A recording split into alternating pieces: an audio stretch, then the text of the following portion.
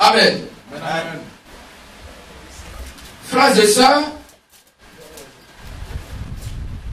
l'évangile, depuis la création du monde physique jusqu'à la fin du monde physique, l'évangile du Seigneur Jésus le Christ n'est pas de l'amusement. Cela n'est pas comme si quelqu'un pouvait dire que je cherche Dieu selon ses propres moyens et qu'il va le trouver avec ses propres moyens. Non. Mais c'est Dieu qui a perdu ses enfants. C'est lui qui les cherche et c'est lui qui les trouve. Qu'est-ce que vous dites ça? Amen. Qu'est-ce que vous dites ça? Amen. Comprenons que il y a deux dieux, deux esprits manifestés sur la terre. Il y a l'esprit de Christ et il y a Satan qui est le mauvais esprit de Dieu. Donc sur la terre, il y a deux sémences. Tout va de 2 à 2. Est-ce qu'on comprend mieux? S'il y a la vie, il y a la mort, sont opposés. S'il y a la lumière, il y a les ténèbres, sont opposés. S'il y a la vérité, il y a le mensonge, sont opposés. S'il y a le bonheur qu'on cherche tant, sachant qu'on va presque appeler aussi le malheur. Parce que si tu ne veux pas le malheur, tu ne seras jamais ce qu'on appelle le bonheur. Tout va de 2. Qu'est-ce que je dis ça? Donc s'il y a le blé, il y a l'ivraie. Matthieu 13, 24. S'il y a eu Caïn, il y a eu Abel. S'il y a eu Judas Iscariote, c'est parce que Jésus-Christ aussi était là. Est-ce qu'on comprend mieux? Que se bénisse. Notre Dieu nous donne beaucoup et beaucoup de conseils. Mais malheureusement, beaucoup d'entre nous n'apprennent pas garde. Je parle surtout pour des frères et sœurs baptisés dans le ministère, la voix de Béni Matthieu, verset 1 à 6. L'adoration du véritable et réel Dieu, c'est pas amusement. C'est pas club d'amis. Non. C'est pas un lieu de réjouissance. Non. L'adoration s'appelle le sacrifice. Parce que Christ est lui-même l'adoration. Il a été le sacrifice pour nous. Qu'est-ce que je dis? Donc nous aussi, nous devons être un sacrifice pour lui. Pour que sa parole soit rendue populaire. Qu'est-ce que je dis? Et dans la Bible, il y a les éléments du sacrifice dont la Bible parle. Ici, ton œil est une occasion de chute pour toi. Il est mieux de l'enlever que tu sois bonne, avoir un seul œil et aller au paradis, au lieu d'avoir les deux yeux et aller à l'enfer. C'est pas écrit. Que se bénisse. Amen. Si c'est ton bras qui est une occasion de chute, coupe-le. Il est mieux d'être manchot et aller au paradis que d'avoir les deux bras et aller à l'enfer. Ça ne veut pas dire littéralement qu'il faut te casser l'œil. Ça ne veut pas dire littéralement qu'il faut te couper le bras. Mais il y a des actes, des actions, des actes, des situations dans lesquelles nous nous trouvons pour que nous manifestons comme les Saintes Écritures et qui peut être l'objet de scandales pour un plus faible.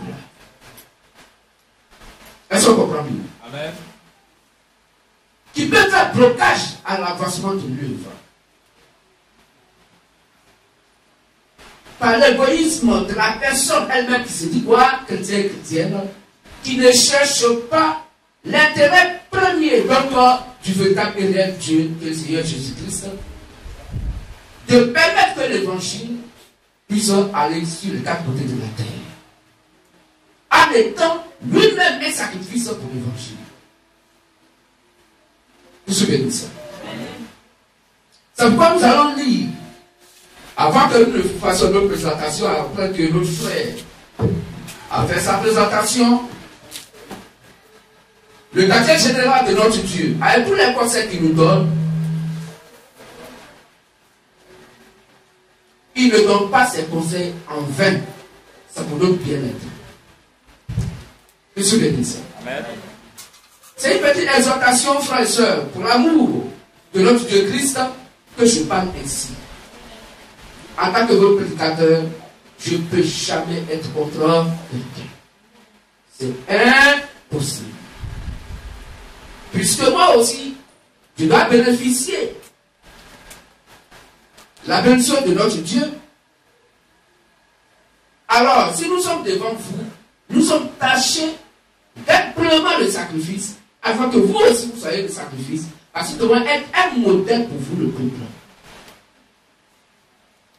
Monsieur bénisse. Amen.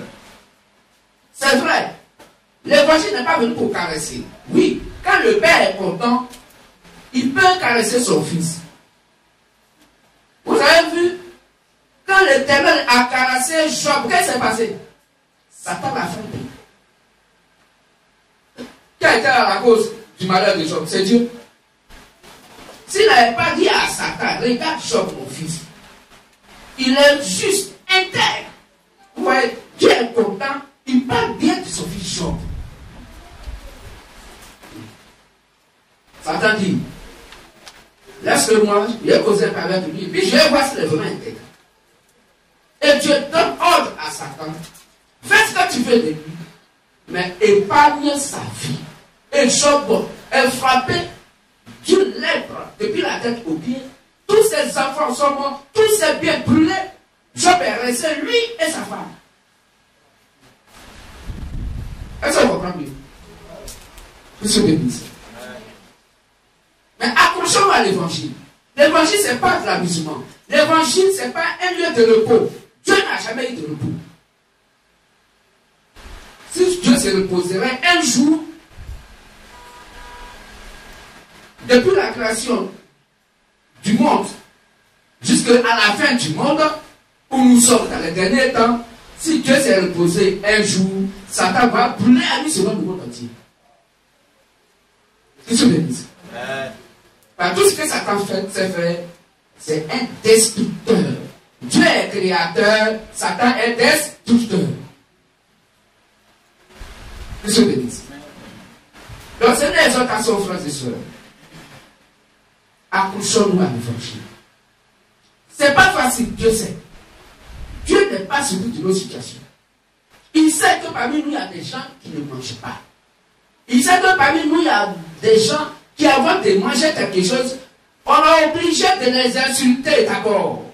Ses amis, ses propres parents, ses connaissances, ou que ce soit même. Dès que tu dis là, derrière toi, on va dire, voilà, je dis là, c'est lui, on dit quelqu'un, mais lui là, il n'est rien. Si je n'ai pas donné 100 francs, on va manger avec sa famille comment? Et ça tombe dans tes oreilles. Mais tu vas faire comment? C'est lui qui peut t'aider. Malgré ça, tu sais qu'on t'a t'insulter, mais quand même tu vas. Il faut être Dieu dans un corps humain pour accepter ces choses. Dieu bénisse. Amen. On va lire Ézéchiel 33, frère. Prenons à partir du verset 1, s'il vous plaît. On va lire rapidement. On s'assoit. C'est un verset ou quelques versets de conseil pour mettre surtout en vue tous les conseils de notre Dieu pour notre bien-être social sur la terre. On peut lire, à partir du verset 1. Ézéchiel 33, à partir du verset 1. Et l'autre va prendre Ézéchiel 3.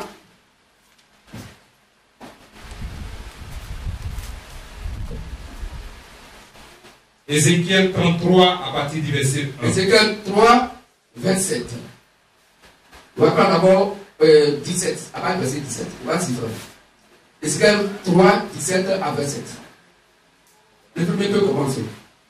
Ézéchiel 33 à partir du verset 1. Écoutons attentivement. La parole de l'Éternel me fut adressée en ces mots. Fils de l'homme, parle aux enfants de ton peuple et dis-leur, lorsque je fais venir l'épée sur un pays et que le peuple du pays prend dans son sein un homme et l'établit comme sentinelle.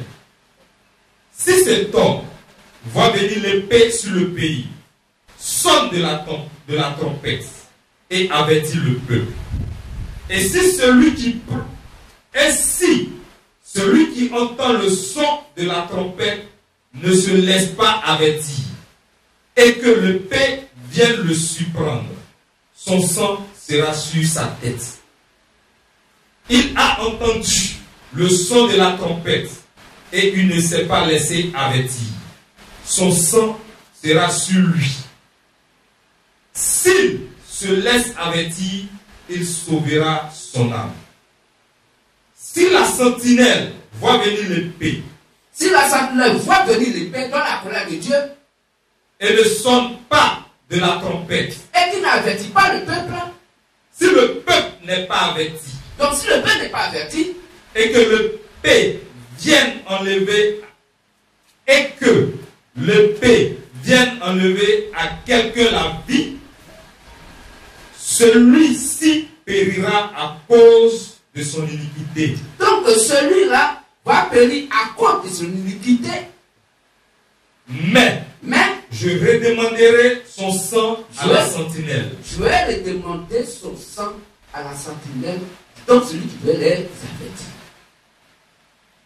Et toi, fils de l'homme, je t'ai établi comme sentinelle sur la maison d'Israël. Je t'ai établi comme sentinelle sur la maison d'Israël. N'oublions pas que la sentinelle est le prophète. Continue. Tu dois écouter la parole qui sort de ma bouche. Oui. Et les avertir de ma part. Quand je dis aux méchants, méchant tu mourras. Méchant tu mourras. Si tu ne parles pas pour détourner le méchant de sa voie, le méchant mourra dans son iniquité. Il va mourir dans ses péchés. Et je te redemanderai son sang. Et toi, le conducteur, je vais te demander son âme.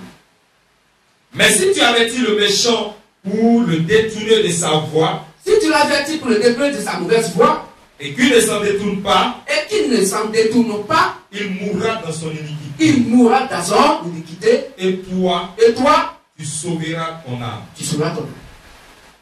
Et toi, fils de l'homme, dis à la maison d'Israël, vous dites, nos transgressions et nos péchés sont sur nous. Et c'est à cause d'eux que nous sommes frappés de langueur. Comment pourrions-nous vivre? Je reprends. Et toi, fils de l'homme, dis à la maison d'Israël, vous dites, nos transgressions et nos péchés sont sur nous. Et c'est à cause d'eux que nous sommes frappés de langueur. Comment pourrions-nous vivre? Dis-leur, je suis vivant. Dis-le Seigneur, dis-leur, je suis vivant. Dis le Seigneur, l'Éternel. Ce que je désire, ce n'est pas que le méchant meure. Donc Dieu ne désire pas que le méchant meure. C'est qu'il change de conduite. Donc il va changer de conduite. Et qu'il vive. Revenez. Revenez de votre mauvaise voie. Revenez de votre mauvaise voie. Reprends la partie. Revenez. Revenez de votre mauvaise voie. Revenez ou bien revenez? Revenez. Ok, d'accord. Revenez.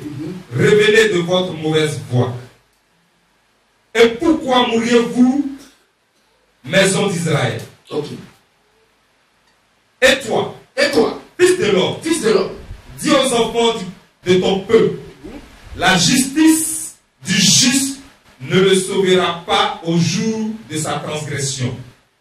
Et le méchant ne tombera pas par sa méchanceté. Le jour où il s'en détournera, de même que le juste ne pourra pas vivre de sa justice au jour de sa transgression. Lorsque j'ai dit au juste qu'il vivra, s'il se confie dans sa justice et commet l'iniquité, toute sa justice sera oublié et il mourra à cause de l'iniquité qu'il a commise. Lorsque j'ai dit au méchant, tu mourras, s'il revient de son péché et pratique la droiture et la justice, s'il rend le gage, s'il restitue ce qu'il a ravi, s'il suit les préceptes qui donnent la vie, sans commettre l'iniquité, il vivra, il ne mourra pas. Tous les péchés qu'il a commis seront oubliés. S'il pratique la droiture et la justice, il vivra. Les enfants de ton peuple disent, la voie du Seigneur n'est pas droite. Voilà. Avec tout ce que Dieu a donné comme conseil, avec tout ce que le budget donne comme conseil, il y a des gens qui disent que ce que le budget dit, c'est pas droit, c'est pas normal. La voie du Seigneur n'est pas droite. C'est pour eux là. C'est ça qui est droit. C'est leur voie qui n'est pas droite. Donc Dieu dit c'est leur voie qui n'est pas droite. Si le juste se détourne de sa justice et commet l'iniquité, il mourra à cause de cela. Si le méchant revient à la méchanceté, si le méchant revient de sa méchanceté et pratique la droiture et la justice, il vivra à cause de cela. Vous dites, la voie du Seigneur n'est pas droite. Je vous jugerai chacun selon ses voies. Au nom d'Israël. Amen. Amen. On peut acclamer notre Dieu. Ézéchiel 3. Ézéchiel 3 à partir du verset 17. Fils de l'homme, je te t'habille comme sentinelle sur la maison d'Israël. Tu écouteras la parole qui sortira de ma bouche et tu les avertiras de ma part. Quand je dirai aux méchants, tu mourras, si tu ne l'avertis pas, si tu ne parles pas pour détourner le méchant de sa mauvaise voie et pour lui sauver la vie, ce méchant mourra dans son iniquité et je te redemanderai son sang. Mais si tu avertis le méchant et qu'il ne se détourne pas de sa méchanceté et de sa mauvaise voie, il mourra dans son iniquité et toi, tu sauveras ton âme. Si un juste se détourne de sa justice et fait ce qui est mal, je mettrai un piège devant lui et il mourra. Parce que tu ne l'as pas averti, il mourra dans son péché. On ne parlera plus de la justice qu'il a pratiquée et je te redemanderai son sang. Mais si tu avertis le juste de ne pas pécher et qu'il ne pêche pas, il vivra parce qu'il s'est laissé avertir. Et toi, tu sauveras ton âme. Là encore, la main de l'Éternel fut sur moi. Et il me dit, lève-toi, va dans la vallée, et là je te parlerai. Je me levai, et j'allai dans la vallée. Et voici la gloire de l'Éternel y apparut, tel que je l'avais vu près du fleuve du Kébar. Alors je tombai sur ma face. L'Esprit entra en moi et me fit tenir sur mes pieds. Et l'Éternel me parla et me dit, va t'enfermer dans la maison. Fils de l'homme, voici, on mettra sur toi des cordes avec lesquelles on te liera, afin que tu n'ailles pas au milieu d'eux. J'attacherai ta langue à ton palais pour que tu sois muet et que tu ne puisses pas les répandre, car c'est une famille de rebelles. Mais quand je te parlerai, j'ouvrirai ta bouche pour que tu leur dises, ainsi parle le Seigneur, l'Éternel. Que celui qui voudra écouter, écoute, et que celui qui ne voudra pas, n'écoute pas, car c'est une famille de rebelles. Amen. Que tu bénisses.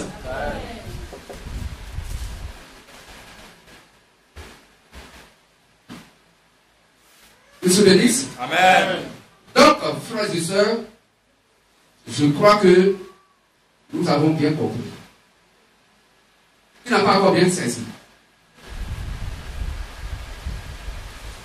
Prends Ézéchiel 33, à partir du verset 30 au verset 33.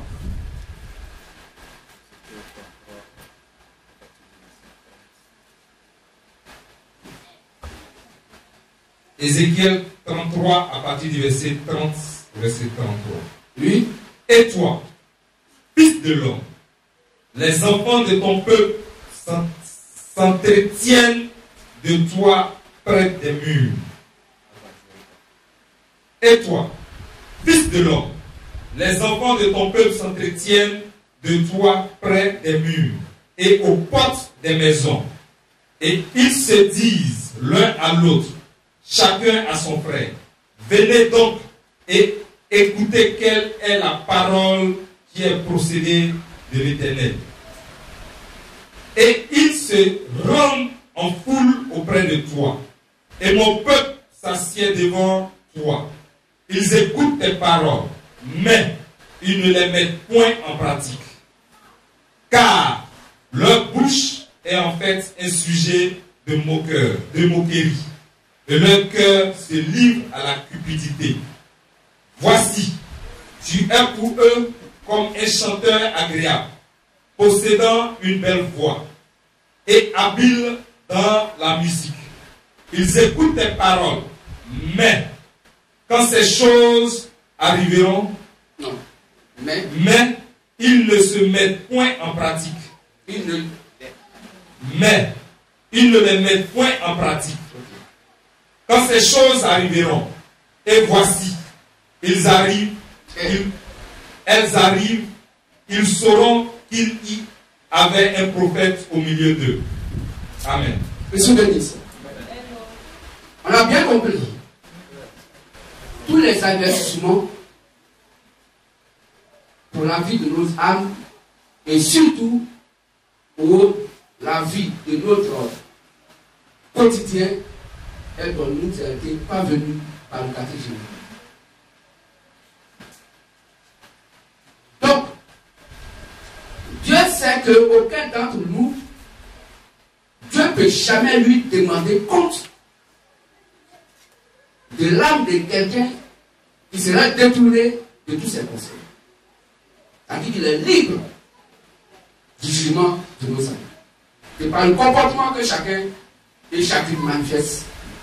Et dans le MVM, mais surtout ici à la Révélation. Nous aussi, en tant que son porte-parole, son prédicateur, nous vous rappelons ces choses. Peut-être que vous ne les savez pas. Peut-être que certaines personnes les savent, ils font exprès. Mais si quelqu'un fait exprès, il faut savoir avec qui tu dois marcher, parce que le chrétien doit se rassurer de la bonne compagnie. Tu te souviens de ça? Amen. Je vous ai dit ce que j'avais à vous dire ce matin. Il n'y a pas de commentaire là-dessus. Chacun a compris. Qui dit aussi à l'autre, qui n'est pas peut-être venu aujourd'hui, que mon cas dit, même mon cas dit, c'est différent de ça. Tu te souviens de ça? Amen. On fait comme notre Dieu.